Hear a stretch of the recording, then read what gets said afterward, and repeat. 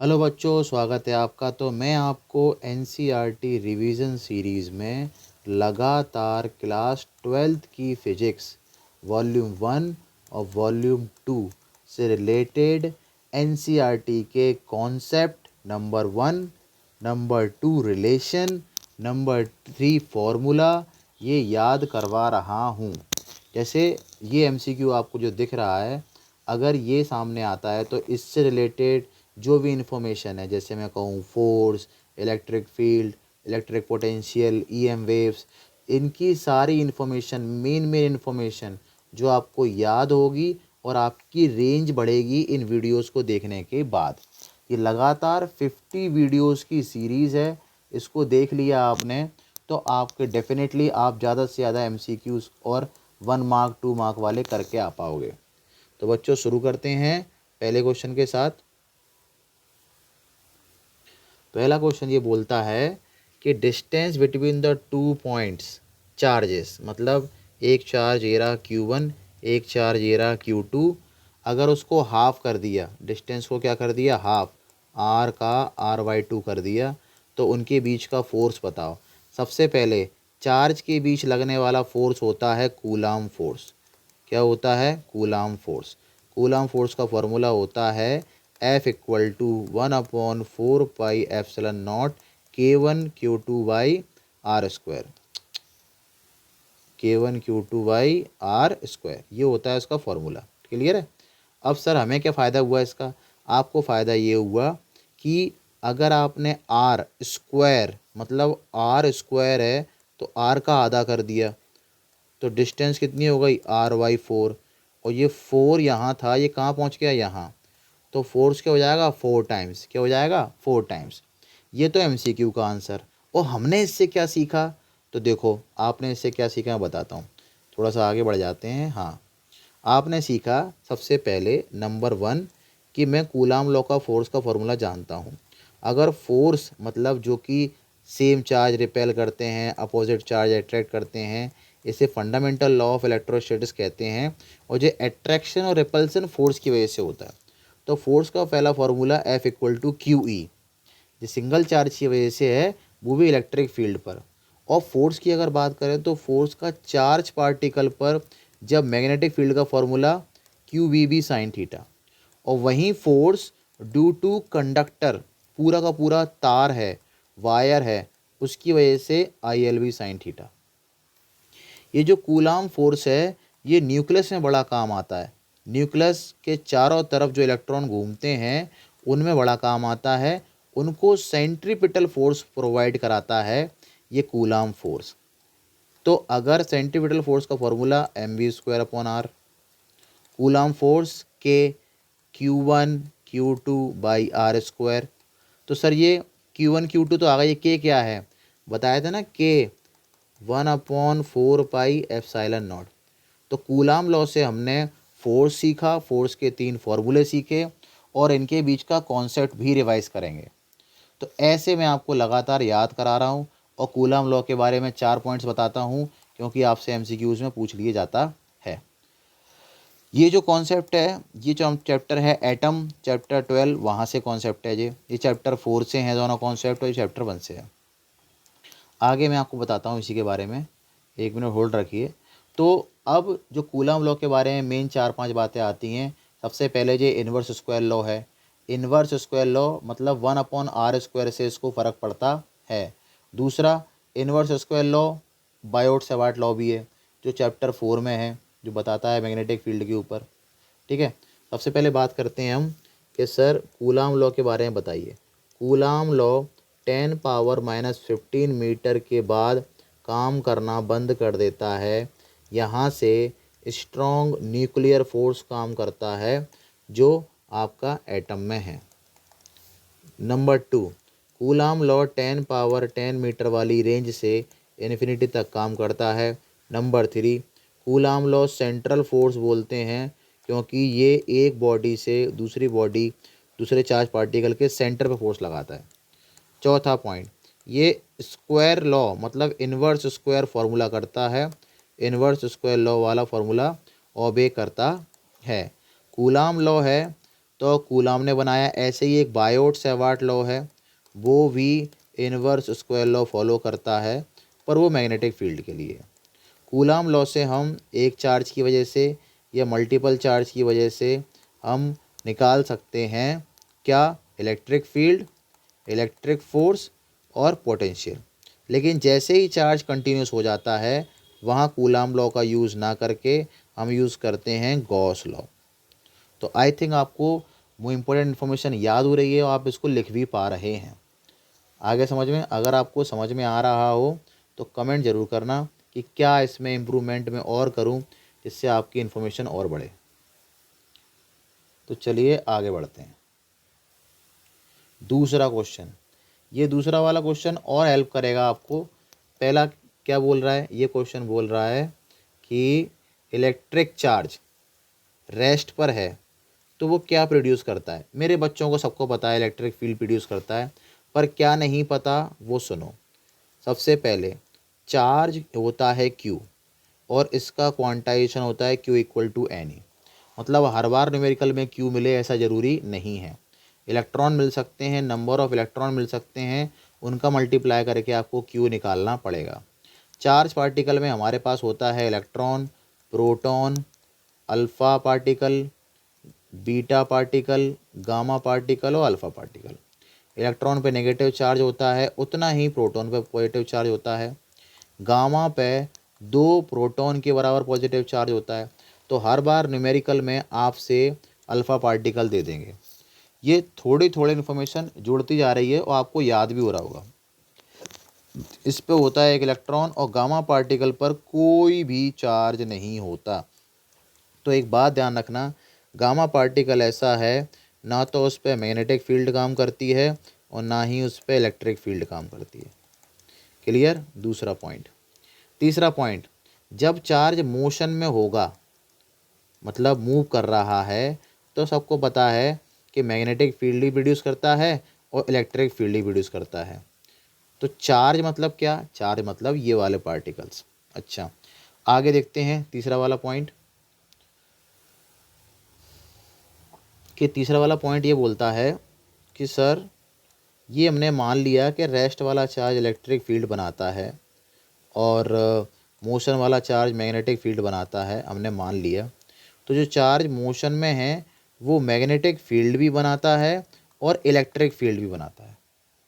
Clear है? Okay okay. Important information ये है कि इलेक्ट्रिक फील्ड और मैग्नेटिक फील्ड के जो रिलेशन है उनको एक बार देख लेते हैं। तो हमने ये समझ लिया कि इलेक्ट्रिक फील्ड सिंगल चार्ज की वजह से क्या फार्मूला होगा और डबल चार्ज की वजह से क्या फार्मूला होगा। एक्चुअली इलेक्ट्रिक फील्ड हम ऐसे लिखते हैं, F equal to q e. तो F नीचे चला गया, Q ये आ गया, तो ये हो गया इलेक्ट्रिक फील्ड। इसका ऐसा यूनिट हो गया न्यूटन पर कूलम। तो जैसे ही न्यूटन पर कूलम में आपने मीटर का मल्टीप्लाई कराया तो मैंने ई डॉट डी लिख दिया, तो ये बन गया फॉर्मूला वी का।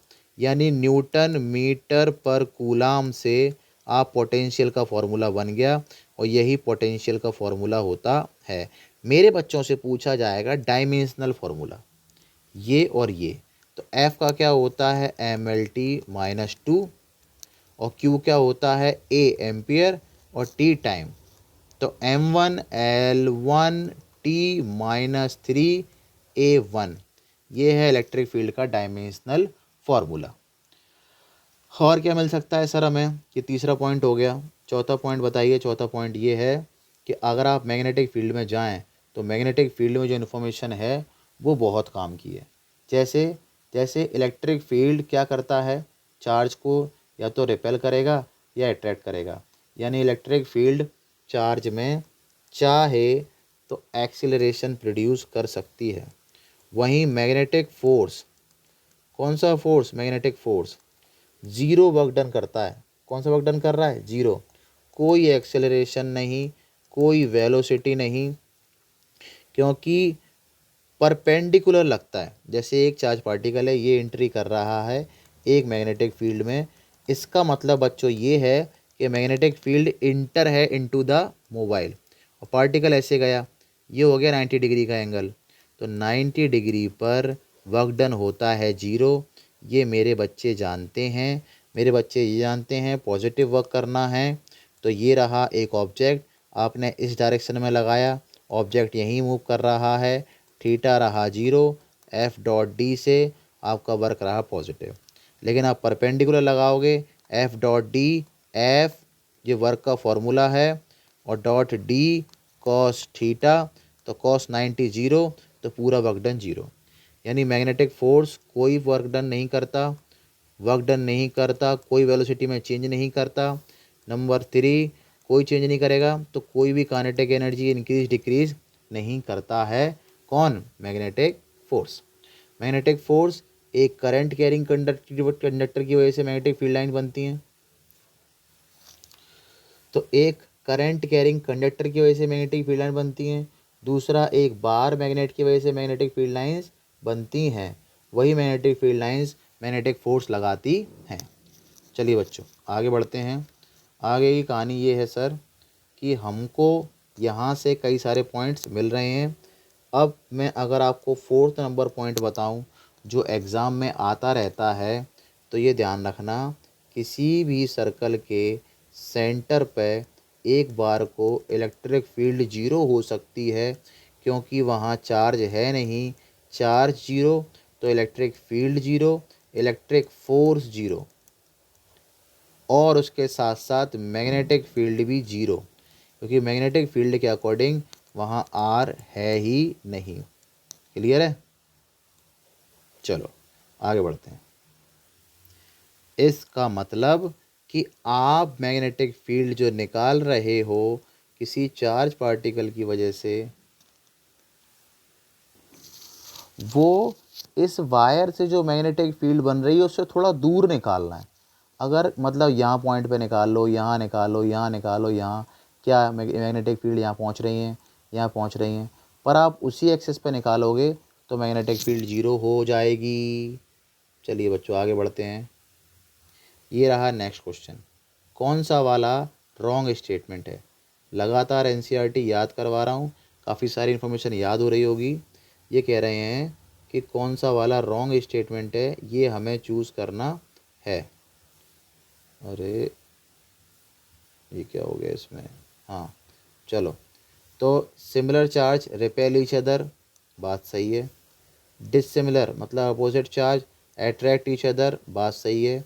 इसी लॉ को कहते हैं fundamental law of electrostatics. Exam में पूछा जाता है, जिसमें ये बोला गया है कि अपोजिट चार्ज अट्रैक्ट करेंगे और सिमिलर चार्ज रिपेल करेंगे। इसको लिख लीजिए आप। ये 2 मार्क्स का क्वेश्चन, 1 मार्क्स का क्वेश्चन पूछा जाता है। Next question, repulsion is the sure test of electrification. ये भी हम कह सकते हैं only electrically neutral body is repelled both positive and negative. ये गलत है, तो यही रॉन्ग स्टेटमेंट हुआ। आगे के पॉइंट बनाते हैं कि क्या क्या मिला हमें यहाँ से सीखने को। तो हमें सीखने को मिला नंबर 1 पॉइंट कि फंडामेंटल लॉ ऑफ इलेक्ट्रोस्टैटिक्स क्या कहता है। नंबर 2 पॉइंट कि चार्ज जितना ज़्यादा होगा उतना ही फोर्स रिपेल या अट्रैक्ट कर पाएगा। नंबर 3 पॉइंट कि फोर्स किसी भी हालत में 0 हो सकता है अगर वहाँ चार्ज नहीं है। तो फोर्स मैक्सिमम जब हो सकता है जब पार्टिकल फोर्स के लाइन में रहे, यानी उन दोनों के बीच जो थीटा है वो 90 डिग्री रहे। क्लियर है? अच्छा, तो सर हमने सीख लिया ये वाला, आगे बताइए आप। आगे ये है कि एक वर्ड है क्वांटाइजेशन, उसमें कहा गया Q इक्वल टू एनी, यानी नंबर ऑफ इलेक्ट्रॉन मिलके चार्ज बनाते हैं। यानी एक बॉडी पर एक इलेक्ट्रॉन भी हो सकता है और कई सारा पॉजिटिव चार्ज भी हो सकता है। यहाँ से वर्ड आता है कि फोर्स से समझ में आया सर 5वां नंबर कि चार्ज को ट्रांसफ़र करने के 3 तरीके होते हैं। कंडक्शन, जिसमें वायर लगाना पड़ता है, और एक होता है इंडक्शन। इंडक्शन बड़ा काम आता है कैपेसिटर वाले केस में बच्चों। मतलब कि ये रहा पॉजिटिव चार्ज एक प्लेट पर और दूसरी प्लेट पर कुछ नहीं है, खाली है, और आप पास ले गए तो ये सारा जो पॉजिटिव चार्ज है अपने अपोजिट चार्ज को अट्रैक्ट करेगा बाय दिस फोर्स। तो ऐसे मैं चेन बना रहा हूँ, जितना लंबा चेन बनाऊंगा उतना आप ज़्यादा से ज़्यादा डेटा कंट्रोल में ला पाओगे। और एक जो प्लेट होती है कोई सी भी, उस पर न्यूट्रल प्लेट है, तो मतलब वहाँ पॉजिटिव भी उतना है, नेगेटिव भी उतना है। तो इस पर पॉजिटिव भी उतना, नेगेटिव भी उतना। तो पॉजिटिव पॉजिटिव को रिपेल करेगा, ये दूर भागेगा, नेगेटिव पॉजिटिव को अट्रैक्ट करेगा, ये पास आएगा। ये बिना टच किए इसे इंडक्शन बोलते हैं। चैप्टर 6 आपका वेट कर रहा है, वो भी इंडक्शन पर बेस्ड है। क्लियर।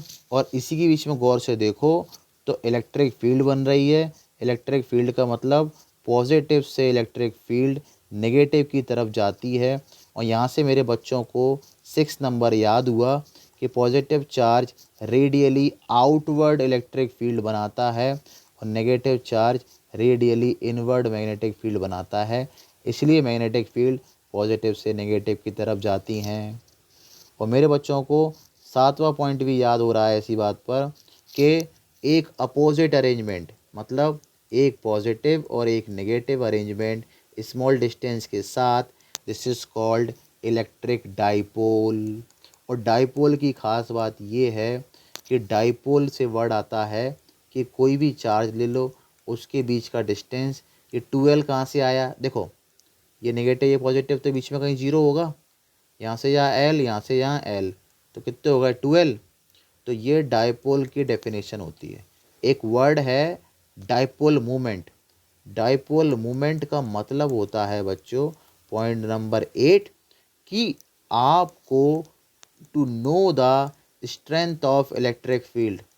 स्ट्रेंथ क्या है इलेक्ट्रिक फील्ड की, किसकी वजह से, इस अरेंजमेंट की वजह से, नेगेटिव और पॉजिटिव की वजह से। क्लियर है। चलिए आगे बढ़ते हैं। और इसके बाद बहुत सारी इन्फॉर्मेशन याद आ रही है मुझे, पोलर, नॉन पोलर, या फिर कहें तो डाइलेक्ट्रिक कांस्टेंट, है ना। तो बहुत सारा याद आ रहा है और उसको सबको मैं एक करके बताऊंगा। आगे बढ़ते हैं। वापस से क्वेश्चन आ गया, किस पर है, फोर्स पर। Electric force between 2 point charges in air और वैक्यूम। एक पॉइंट ये रहा, एक चार्ज ये रहा, दूसरा चार्ज ये रहा। इफ़ वी रिप्लेस एयर और वैक्यूम बाय इंसुलेटर, यहाँ बीच में एयर की जगह इंसुलेटर भर दिया। पिछले वीडियो में बताया था मैंने कि इंसुलेटर क्या होते हैं। इंसुलेटर वो होते हैं जिनके बीच में energy band gap 3 electron volt से ज़्यादा होता है। और कंडक्टर वो होते हैं जिनके बीच में energy band gap 3 electron volt से कम होता है, उसे कहते हैं सेमीकंडक्टर। सर ये इलेक्ट्रॉन वोल्ट क्या होता है ये बता दो। अरे बेटा, ये 240 मान के चलते हैं, पोटेंशियल एक जगह है और दूसरी जगह है 230। क्लियर। तो आपने क्या किया, एक पोटेंशियल एक इलेक्ट्रॉन को यहाँ से उठाया और यहाँ ले गए। तो आपका जैसे ही आप ऐसे गए तो ये हो गया 241 और ये हो गया 229। तो एक वोल्ट का पोटेंशियल डिफरेंस जनरेट करने के लिए आपने 1 जूल खर्च किया। तो बेसिकली आप एक इलेक्ट्रॉन को ले गए। तो जैसे ही आप एक इलेक्ट्रॉन को ले गए, एक पोटेंशियल का डिफरेंस जनरेट हो गया, उसे बोलते हैं 1 इलेक्ट्रॉन वोल्ट। और वैसे ही मेरे बच्चों को पता है V = W/Q होता है, सबको पता है। तो V क्या है, पोटेंशियल, Q क्या है, चार्ज। तो चार्ज E है ना Q की जगह। स्मॉलेस्ट चार्ज दुनिया का क्या है, इलेक्ट्रॉन। और W ले लिया मैंने, तो W मतलब इलेक्ट्रॉन वोल्ट, और इलेक्ट्रॉन वोल्ट मतलब W, वर्क डन। जितना काम किया, 1 जूल काम किया, किसको लाने में, एक इलेक्ट्रॉन को लाने में। कहाँ से कहाँ, एक पोटेंशियल का डिफरेंस जनरेट किया, इसलिए उसे बोला 1 इलेक्ट्रॉन वोल्ट। क्लियर है। तो सर आप इसका आंसर तो बता दो। इसका आंसर बता रहे हैं बेटा, 1 मिनट रुको ज़रा, इसकी सफाई कर लेने दो। तो इसका आंसर क्या है आप खुद बताओ कि अगर मैं एयर की जगह वैक्यूम भर दूं तो क्या होगा। सर अगर आप एयर की जगह वैक्यूम भर दोगे, वो भी इंसुलेटिंग मटेरियल, तो इलेक्ट्रिक फील्ड डिक्रीज़ हो जाएगी। इसी का फ़ायदा तो उठाया है कैपेसिटर ने। कैपेसिटर याद आया कुछ कुछ, सारा जुड़ा हुआ है। अगर आप अलग अलग देखते हो तो आप गलती करते हो, आपको एक साथ देखना चाहिए जिससे आपको अच्छे से समझ में आ जाए। हाँ, चलो आगे बढ़ते हैं और इसको बताते हैं। पहले देखो, अगर मैं बीच में मटेरियल इंसुलेटिंग भर दूं तो Q1 अपना फोर्स Q2 तक नहीं पहुंचा पाएगा। और वैसे भी मेरे बच्चों ने देखा नहीं, 1/4 पाई एप्सिलॉन नॉट, ये बीच का मीडियम था जिसे मैं परमिटिविटी बोल रहा था। ये सर फॉर्मूला किसका है? ये कूलाम लॉ का है। तो परमिटिविटी और फोर्स का रिलेशन कैसा है? परमिटिविटी और फोर्स का रिलेशन है इन्वर्स वाला। अगर आप परमिटिविटी बढ़ाओगे तो फोर्स हो जाएगा कम। इलेक्ट्रिक फील्ड और इसमें भी रिलेशन परमिटिविटी वाला ऐसा होता है, परमिटिविटी बढ़ाओगे फोर्स हो जाएगा कम। और फॉर्मूला कैपेसिटेंस का होता है एप्सिलॉन ए बाई डी। यहाँ सीधा सीधा है, जितनी परमिटिविटी बढ़ाओगे उतना कैपेसिटेंस बढ़ता चला जाएगा। ये पॉइंट हो गए 3। लिखते जा रहे हो सारे? ये क्या कह रहा है सर? तो इसका मतलब आंसर रहा ये।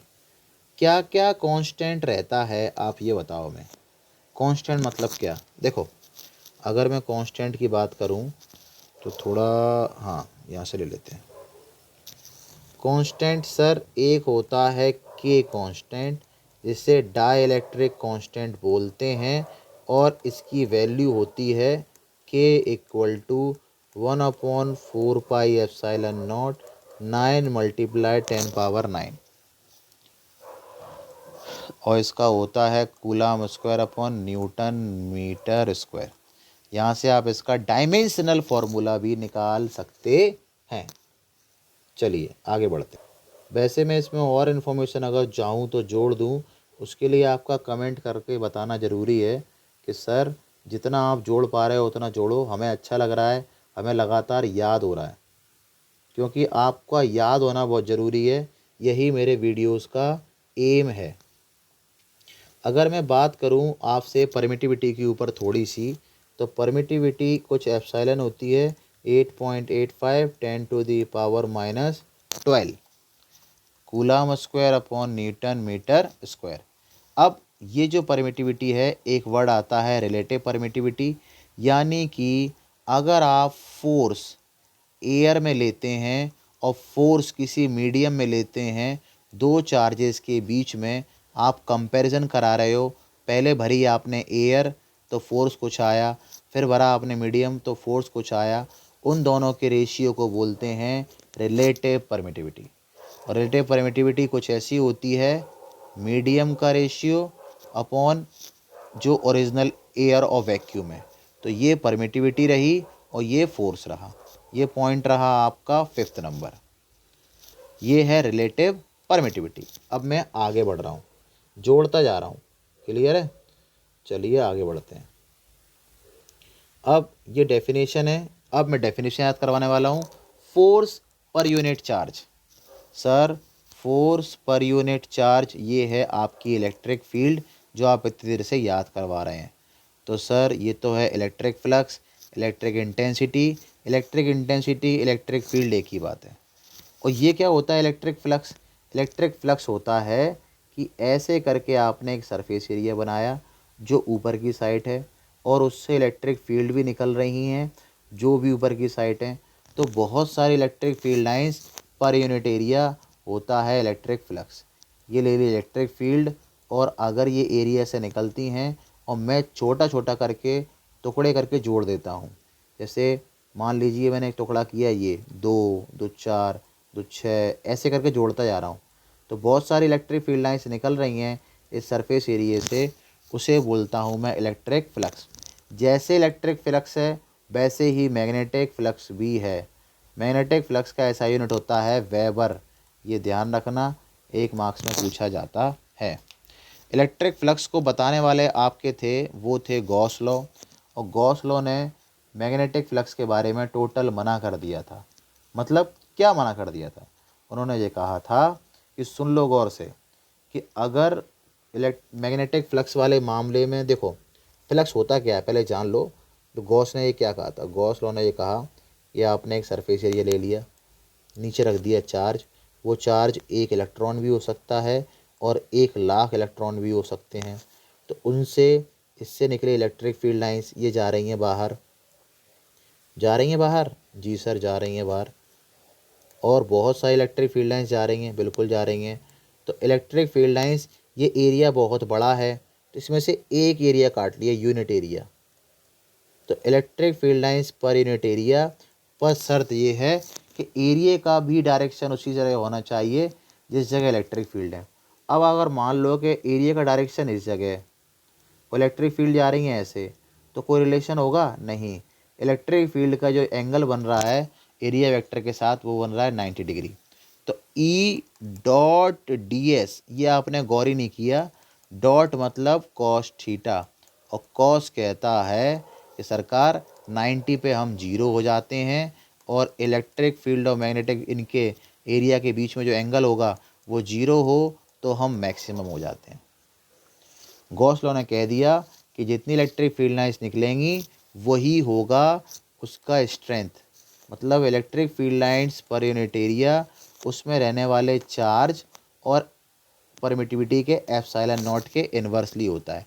ये रिलेशन मैं पहले भी बता चुका हूँ, अगर आपको याद हो तो। मैग्नेटिक फील्ड के बारे में गॉस लॉ ने क्या कहा? मैग्नेटिक फील्ड के बारे में ये कहा कि मैग्नेटिक फील्ड में मोनोपोल होना चाहिए, जो कि होता नहीं।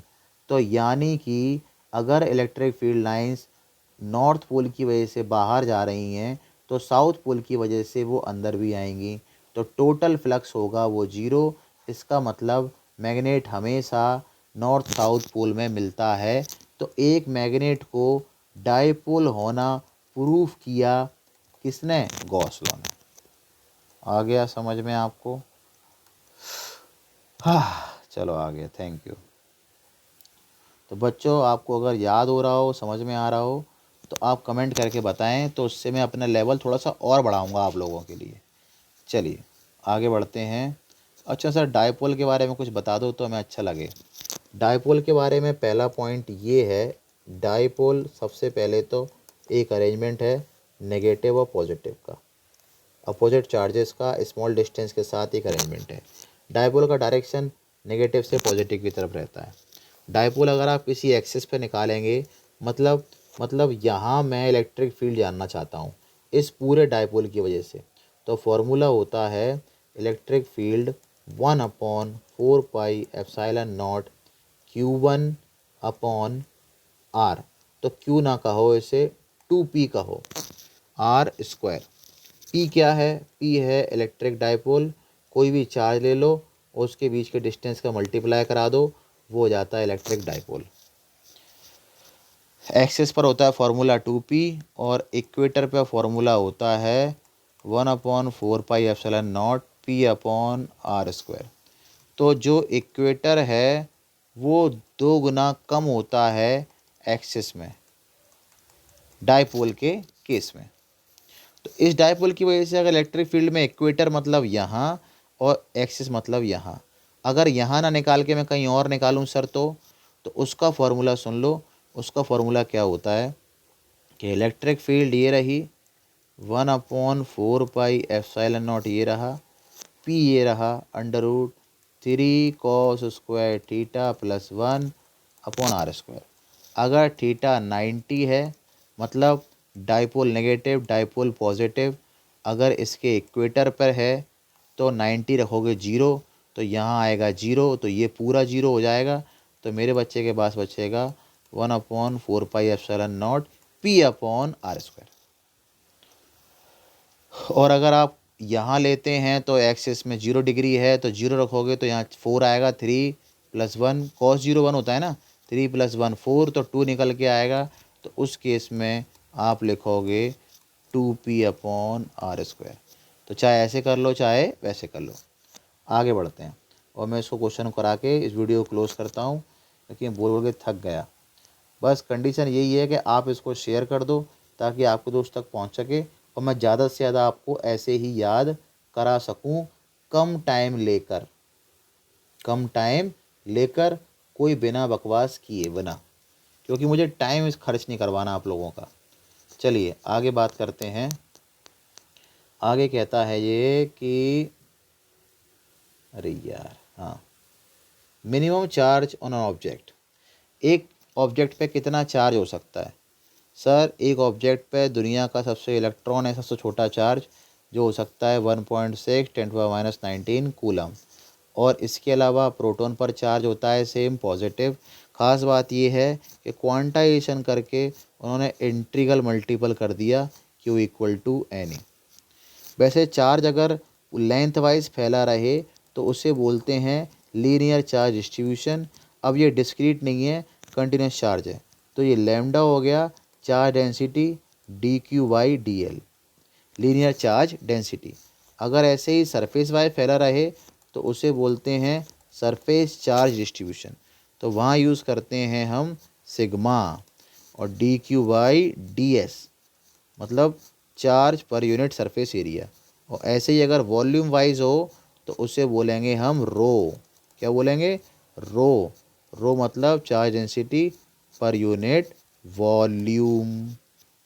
आ गया समझ में? अब इस पर मैं आपको एक थ्योरम लगा के बताता हूँ कूलाम लॉ की, कि अगर आपको एक डेरिवेशन आता है कि आप बताइए कि एक लॉन्ग स्ट्रेट वायर की वजह से इलेक्ट्रिक फील्ड क्या होगी या फोर्स क्या होगा, बताइए। आई थिंक वीडियो काफ़ी बड़ा हो रहा है। नेक्स्ट वीडियो में मैं आपको मैग्नेटिक फील्ड और कई सारे डेप्थ वाले क्वेश्चन कि इक्विपोटेंशियल सरफेस क्या होता है पोलर नॉन पोलर। इसके बाद मैं कोशिश करूँगा कि ज़्यादा से ज़्यादा EM वेव और इन सबको जोड़ पाऊँ। वीडियो पसंद आया तो कमेंट करना और शेयर करना, नहीं पसंद आया तो भी बताना कि क्या कमी रह रही है। आगे बच्चों, थैंक यू।